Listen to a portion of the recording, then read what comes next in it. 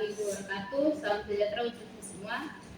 Pada kesempatan kali ini saya akan presentasikan materi terkait mata kuliah morfologi dengan topik teori dan aliran-aliran dalam morfologi.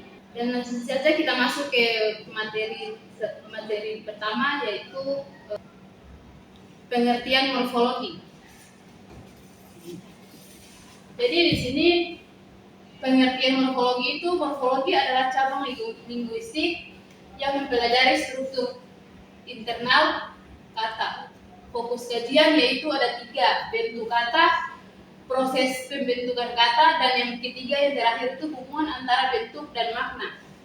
Kita masuk ke slide yang ketiga, yaitu objek kajian morfologi.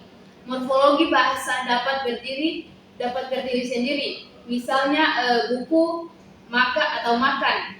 Dan yang kedua, morfem terikat, tidak dapat berdiri sendiri, misalnya kan, dan ber. Proses morfologis, aplikasi, reproduksi, dan pemajemukan, konversi. Langsung saja kita masuk ke slide yang ketiga, yaitu tentang tujuan teori morfologi. Jadi di sini teman-teman, tujuan teori morfologi itu ada 4. Yang pertama itu menjelaskan cara kata terbentuk, dan yang kedua mengklarifikasikan jenis morfem, dan yang ketiga menjelaskan hubungan bentuk dan makna kata, membantu analisis bahasa secara sistematis. Jadi yang pertama itu menjelaskan cara kata terbentuk, yaitu morfologi mempelajari bagaimana kata-kata terbentuk dari morfem-morfem yang lebih kecil seperti akar, kata, prefiks, sufiks, dan infiks. Dan yang kedua itu mengklarifikasi jenis morfem. Morfologi juga mempelajari jenis-jenis morfem seperti morfem bebas, morfem seperti morfem yang dapat berdiri sendiri sebagai kata seperti kucing.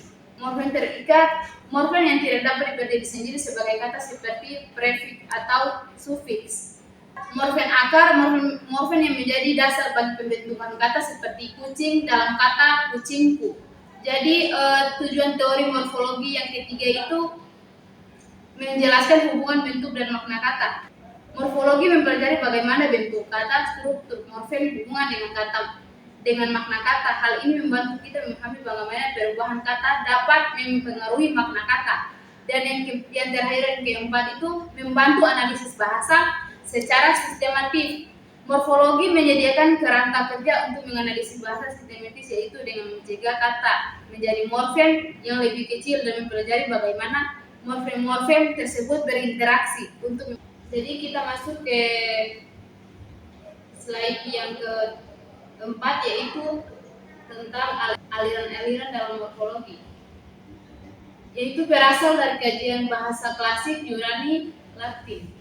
Dan yang kedua, kata diklasifikasi berdasarkan kelas kata, fungsi gramatikal, dan yang ketiga bersifat normatif dan deskriptif.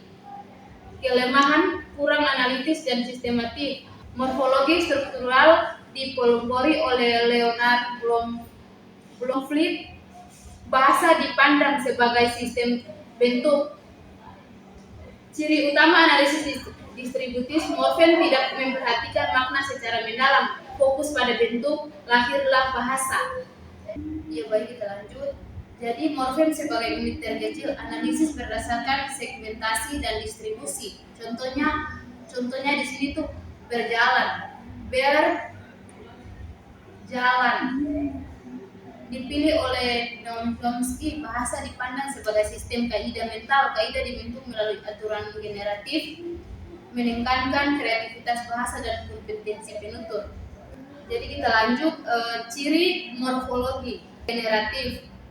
Di sini itu ada 3, yaitu yang pertama mengubah morfologi dengan sintaksis, dan yang kedua menggunakan aturan dan mempresentasi abstrak. Proses morfologi dianggap sebagai bagian dari kata bahasa mental.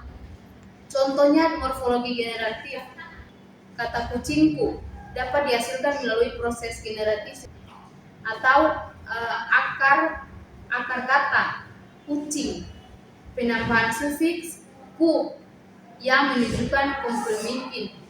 proses generatif kucing, ditambah kucingku. Jadi morfologi transemasio itu ada 3 bagian.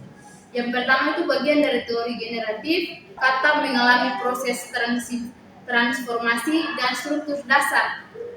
Dan yang ketiga yang menjelaskan hubungan antara bentuk dasar dan bentuk aturan.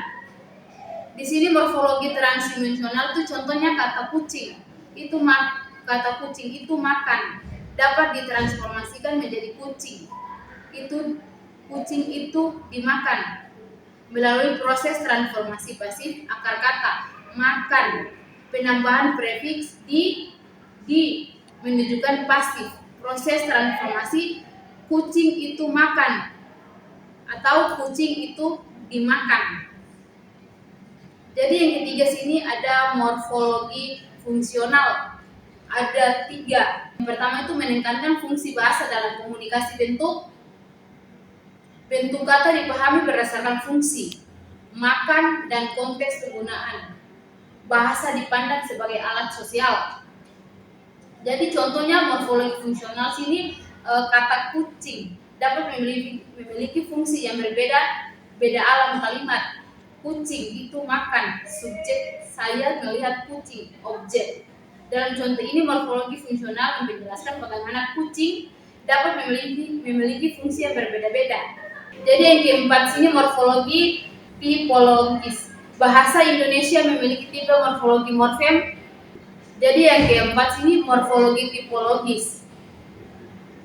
Yang pertama, bahasa Indonesia memiliki tipe morfologi agregatif, menggabungkan morfem-morfem atau untuk membentuk kata. Sedangkan bahasa Inggris tipe morfologi isolatif, morfem-morfem berdiri sendiri sebagai kata.